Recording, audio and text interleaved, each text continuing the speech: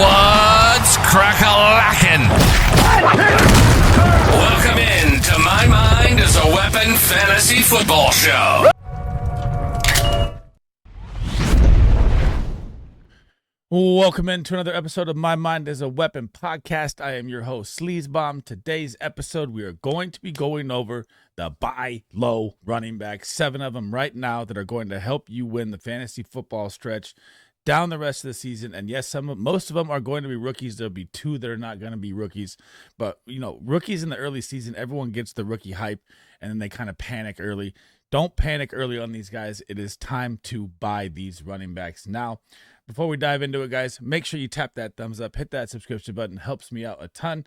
We also have the Guys FF Discord that'll be pinned in the comments and in the description. Me and my partner, Big Draft Energy, we cover everything fantasy football for you guys across the board. Dynasty, redraft, trades, everything. We also drop our Pick'em DFS locks in there as well. Tonight's slip is already in, and we've been 4 for 4 through the first 3 weeks, plus a Thursday night football game. Make sure you hop in there. If you haven't signed up on drafters.com, make sure you use promo code SLEAZE. It will match your initial deposit up to $100. You can get in there, do pick'ems, drafts, DFS, stuff like that. Now let's dive into it, guys, and let's take a look at my buy low running backs. The first running back we are going to talk about to buy right now in redraft or even dynasty if you want, and all these running backs on this list will fit for dynasty as well, is going to be Zach Charbonnet, and Thursday night football is tonight. And he is questionable for the game, so we don't know if he's going to be out there. And coming off the little doubtful injury last week, so maybe he doesn't play tonight, and then he becomes even a better buy because that owner is panicking. But what you have to look at here with Zach Charbonnet and why you got to like this buy in the Kubiak run system that they have, that they've already quoted to, is going to be a committee all year long. So you have to look at week 1, week 2, right? He gets the goal line work from week 1 and week 2. He has 6 red zone touches compared to Kenneth Walker's 2. And then Kenneth Walker boosted up when he had the game when Charbonnet was out with the red zone work. He played 58% of the snaps in week 1. He played 55% of the snaps in week 2. And you look at Kenneth Walker, obviously Kenneth Walker was coming off the injury as well, who played 40% snaps and then played 35% snaps in week 2. Those are 15 and 20% different numbers where Zach Charbonnet looked like he was the lead back through the first 2 weeks. Now, I know Charbonnet missed, and then Kenneth Walker had the big game in week 3, and he had 2 touchdowns in the game. It was versus the Saints at home, and the game was out of hand by 30 points. But what you don't realize is what people will look at in the box is they'll see the 30 fantasy points that Kenneth Walker had, or 26, whatever it was. But he only had 16 carries for 38 yards at a 2.38 range. Got the PI call in the end zone, carried it into the end zone, of course. That's not really good efficiency, but yes, he gave you the points, and you're going to get the Arizona Cardinals tonight. So obviously, if Zach Charbonnet isn't out there again, Kenneth Walker may have another big game tonight, and Zach Charbonnet becomes an even better buy. So right now, he currently has 27 attempts, which is still top 31. That's not bad. Yards 57, that's got to come up, 2.1 per carry. 1 touchdown because he got the red zone work. 0 receptions, that will come up as well. All the way 0 yards, 0 touchdowns. But there you go right there. There's the number. Snap share, 55.6%. Kenneth Walker is averaging 37% when Zach Charbonnet is out there. They do trust him more through the first 2 weeks of the season, so that's the sign you are looking for. And what you have to realize is when you're in the NFC West, they have the easiest running back schedule for the rest of the season, all 4 of these teams based on the schedule that they have. This is where you're going to want to attack this in Clint Kubiak's run system. Zach Charbonnet is probably going to have 7, 8, 9 touchdowns this season, and it's going to be a player that you can plug and play, flex play for the rest of the season once he's back out there healthy. You got to look at last year, too. He had 8 touchdowns last year and wasn't even playing that much. This guy is a big body red zone running back. This is who you want to get, I believe, in the Seahawks back room. And you got to realize that Kenneth Walker, in his entire NFL career, has never played a full season healthy once. So last year, missed 7 games. Year before that, missed 3 games. Year before that, missed 3 games. These are things you have to note. Kenneth Walker has never been healthy. Yes, he's one of my favorite running backs to watch. He's electric when he's out there. But give me the Zach Charbonnet for the rest of the season. Go buy him now. The second running back to buy low is Breece Hall, and this is not based on the Jets for me. So if you guys have been in my shows or been in the channels all year, I was never in on Breece Hall at value as long as he was a New York Jet, because I did not believe that the New York Jets are going to bring him back to his RB2 status that he had in 2023. So you saw week 1 where he popped off versus Buffalo, and then you saw, or versus Pittsburgh, and then you saw the struggle versus Buffalo and Tampa Bay back to back with not 10 points in either game. And the snap share is still only at 60% in those games. He's played on the season a total of 61.3%, but his highest snap share on the season, 64%. That is what Aaron Glenn has alluded to. He has alluded to this to being a committee running back backfield. Even though it looks like he's leading them in touches, it's still not RB1 usage. Now, we're going to look at the stats here, and then we're going to look at why I like Breece Hall as a buy here. So 38 attempts, that's 22nd. 157 yards, that's 18. 4.13 yards per carry, that's not bad, but he had that big blow-up game versus Pitt where he popped a deep one. So that's always going to help your yards per carry. And we still have a small sample size through 3 weeks. 0 rushing touchdowns, 0 receiving TDs, 8 receptions, 78 yards. He usually thrives in the receiving game, and the biggest game he has is 4 receptions for 31 yards. Not what you want to see in this situation. I know it was Tyrod Taylor at quarterback last week, but still, I mean, the snap share's got to come up for him to be a legit RB1. And what I like the reason for Breece Hall for the buy is, and this is what I've been saying all year long, is that he is going to be traded before the deadline. He is also on a contract year, so it's not that expensive of a buy to pick up, still being on his rookie contract, which is what teams will be attracted to. Now, who needs running backs in the NFL right now? The Kansas City Chiefs, the Kansas City Chiefs and the Arizona Cardinals just lost James Conner. You're going to have more injuries happen. It is the NFL. There could be other running back spots that open up as well. Chicago Bears have been interested in a running back, even with DeAndre Swift and the contract they have with him. And I've said this numerous times that I believe like 99.9% chance that Breece Hall is going to be traded. And if he gets traded, getting out of this system, it is what is going to erupt him in fantasy football. Even if he goes to the Cardinals, right? And you look at James Conner. Remember when James Conner was the bell cow last year? They obviously, if they're already shopping, they don't trust they don't trust Trey Benson. We'll see how it goes tonight at Seattle. I think it's going to be a rough game for the Cardinals all around. But just imagine Breece Hall on the Chiefs. Imagine week 7 when Rashee Rice comes back. Xavier Worthy's coming back this week already. And then put Breece Hall in that system. This is where you pounce and buy him. And if you own him right now, make sure you definitely go out and get Braylon Allen. That's a little sidetrack piece for you for free because he will take over the role once Breece is gone, and I absolutely love this buy. It's time to start looking at the rookies here, and the first one is going to be RJ Harvey, the third running back on my buy low list. Now, I know you're in the Sean Payton system, and right now he just does not love us for fantasy football. He's even rotating Beatty in there, but J.K. Dobbins has been the guy, guys. You can see through the snap shares, he's been 53, 67%. That means he has the lead over the other 3 running backs, right? And J.K. Dobbins has scored in all 3 games. So he's been absolutely electric for them already, averaging 15 points a game. But do you trust J.K. Dobbins to stay healthy all year long? This is the same Cinderella story we had last year for the Chargers, where he came out lit and then he gets hurt. And if you look at his entire career, he missed 5 games last year. He missed 16 games in 2023. He missed 12 games in 2022. He missed the entire season in 2021. And even his rookie year when he came out, he only played 15 games, missing 2 games there as well. This guy has a blown out knee, Achilles. This guy has all the injuries you could possibly never want. And he really would have been a really good electric kind of career running back if he never had the injuries, you can tell. But I am not going to be trusting him at all heading forward to the end of the season just based on his injury history. And he's like one of the biggest sell high running backs for me right now because I don't trust it at all. And they haven't really used RJ Harvey. Obviously, you can see with the stats here. 13 attempts, 80 yards, but 6.2 yards per carry. He obviously popped a big one on that 50-yard run in week 1, which got everyone hyped up. 5 receptions, 29 yards, hasn't found the end zone through the air on the ground. And you see his snap share right there, 29%. That's not a good snap share. He's played 29, 33, and 29. And 6.7% target share with only the 5 receptions that he has. But he is a great pass-catching running back. You've seen his college stats. That's why they paid the high draft capital for him.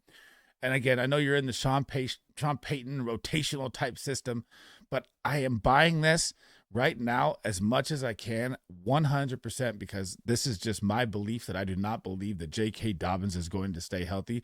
History would tell you that he's not. I'm not wishing an injury on any player. That's not what I would do. I'm just playing the odds here. And right now, the owner of RJ Harvey that spent the draft capital for him is definitely panicked and willing to sell for absolute cheap. Make sure you go get this stud rookie that is going to be a league winner, in my opinion, down the stretch. The 4th running back you should be targeting as a buy low right now is going to be Jacory Croskey-Merritt who is in kind of a rotation right now at the Commanders, but they're kind of work out the kinks. And I'm not going to believe in Chris Rodriguez or Jeremy McNichols, who popped the deep bomb. Either way, looking forward in this season. Now, Jacory Croskey-Merritt, through the 3 games that he's played, obviously, he's never played over 40% snaps yet. He's played 40 last week versus the Raiders. So 33, 22, 40, right? At least he's found the end zone twice already, but he has 5.7 yards per carry. That is what you want. He hasn't really popped a 50, 60-plus yarder like RJ Harvey to bump his, to boost his yards per carry up. 125 yards, receiving yards, 1 reception, and the snap share, there you go, 32.3%. Target share, 3.4%. This is what you want to target right now. You might get JD5 back this week as well. And you got Terry McLaurin, who we don't really know about what's going on with that growing. They're looking for, doctor specialists out there. You can pay attention to those updates as well. But when you're looking at the schedule they have coming ahead here, so you're going to get the Falcons. That's going to be a decently tough game. Then the Chargers, that a tough game. Then you're going to get Chicago, Dallas, and they let the rookies, once they learn, start to fly down the stretch here. And you're going to get the New York Giants, Dallas, Minnesota, Denver down the stretch. And it's going to be a great, great play with Jacory Croskey-Merritt because they're always going to have to worry about J85's rushing ability in the box. Hopefully you get Terry McLaurin and Debo back, and Zach Ertz has been the security blanket. And I'm telling you that his snaps are going to go up and up because you can tell the talent difference. They've seen Chris Rodriguez. They've used him last year.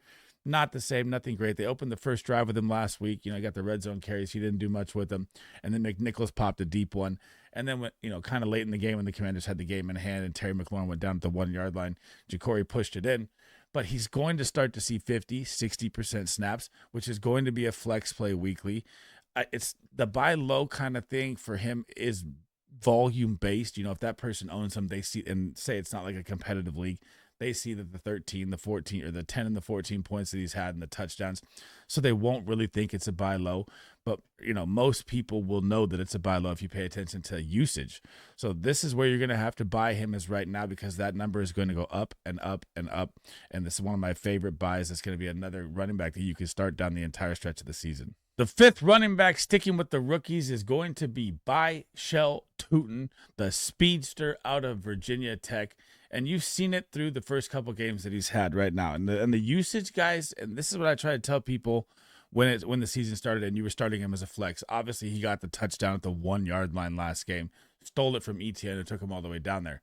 But look at this usage, guys. This is not good usage as flex plays like people are doing. They've just got lucky touchdowns in the past 2 weeks.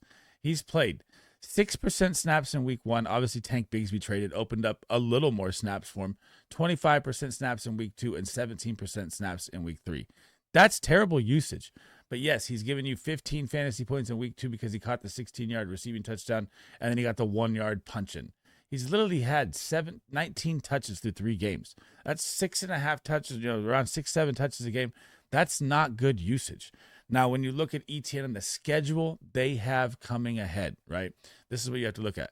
San Francisco 49ers, obviously Nick Bosa out may open up more. My 49ers, I hope we get the win here. Then you get KC. Then you get Seattle. Then you get the Rams. These are 4 good run Ds in a row. Then you get your bye. Then you get the Raiders. Then you get the Texans. Then you get the Chargers.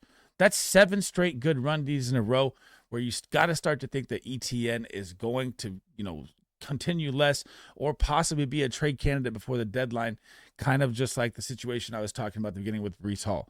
ETN's going to be a guy that's there. They also have LaQuint Allen that they drafted as well. And then you got to look at how good this guy really was at Virginia Tech. He had 1,159 yards, 15 TDs, 10 TDs the year before that in 2023, and he can do it to the receiving game. And this guy was the fastest running back at the combine. He can break any single run to the house any single time. And if the opportunity opens up more, and I do believe that the Jaguars are going to start losing here down the stretch more. The 2 wins that they have were so ugly. They need to switch this offensive system. Having Shane Waldron a part of it by any means is driving BTJ and freaking Travis Hunter and the entire offense nuts. So you got to look at what's going to happen with them down the stretch. This is where your buy lows come in. I don't think the Jaguars are going to be contending this year at all down the stretch. You're going to look to your rookies. Bhayshul Tuten is going to get more work down the stretch of this season, and right now he's one of the best buys you can get at running back. Last but not least, the craziest one of them all, the first round pick in fantasy football that has been an absolute disaster through 3 games. Ashton Jeanty, guys. I don't know if you've seen that stat that is out there. And most owners right now with him are just going to be panicked out of their mind because this is their first round or late first round at the turn heading into second round pick, which is probably costing them to be 1-2 or 0-3 in their lineups. And that's when the panic sets in, and now is the time to pounce. And I know you could say, hey, it's not going to get much better because the Raiders' offensive line, and he's gotten 144 rushing yards with 145 yards after contact. That has to be the craziest stat I've ever seen in NFL running back history. Like, this guy has more yards after contact than he has rushing yards because every goddamn time he gets a handoff, he's just getting hit in the backfield before it even starts. This offensive line has been terrible. And what we alluded to at the beginning of the season hasn't even come to fruition yet. It's early in the year. It's 3 weeks in, right? Pete Carroll's been a 60% run coach with great running back schemes his entire coaching career. Could it be that he's 70 plus and maybe his schemes are outdated and him and Chip Kelly don't have it clicking yet? All of that could be there. But there's no way you can tell me that Ashton Jeanty is not an elite running back. And I don't care if you're talking Boise State because he played in the Mountain West Conference and put up 2,601 yards and 30 TDs and 138 yards, almost broke the NCAA record, like all of it combined. This guy's never given up a sack in college either. It's just a situation right now that is so enticing for me to buy. It's crazy. So when you're looking at his numbers, he still has 47 attempts. That's still top 10 in the NFL. He's got 144 yards, like I said, 145 yards after contact, 3.06 yards per carry, 1 touchdown. The receptions, he's a great receiving back too. They've got to get this man out in space. They've got to get their superstar running back involved. He can't have 12 fantasy points, 7 fantasy points, 6 fantasy points. This is not how it is going to go from here. Guys, and the schedule is solid for the next 3 games. Like, this is, you buy now because you're not going to have another chance at this again, I don't believe.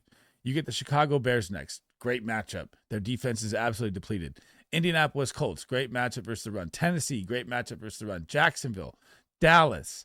Then you get a little tough game of Denver, Philly, Houston. But then you get New York Giants in the playoff, in the championship. That is what could win you the exact championship right there. And his usage is going to be going up. Like 86% snaps in week 1 and then 56 and 61 because the game scripts were bad. This has got to change. This is one of the best buys you can get. And this is like a buy of a player that never comes around at running back. This is not normal. This is not a situation that will sustain like this at all. Go buy Ashton Jeanty because I guarantee you right now that owner is panicked. Thanks for rocking with me today, guys. That is the end of the episode. That is my 7 buy low running backs that you should be targeting in fantasy football right now. If they're even, some of them might even be on your waiver wires, depending on how small the league is. Make sure you have them picked up. My next video, we're going to dive into my buy low wide receivers, and that's probably going to be it for me this week. I go out of town tomorrow to Vegas, so I will be live tonight at 7 p.m., an hour before kickoff. We'll be covering all your guys' questions. Hope to see you guys in there, man. That's it for me in this episode. I'll catch you guys in the next one. Sleaze Bum out.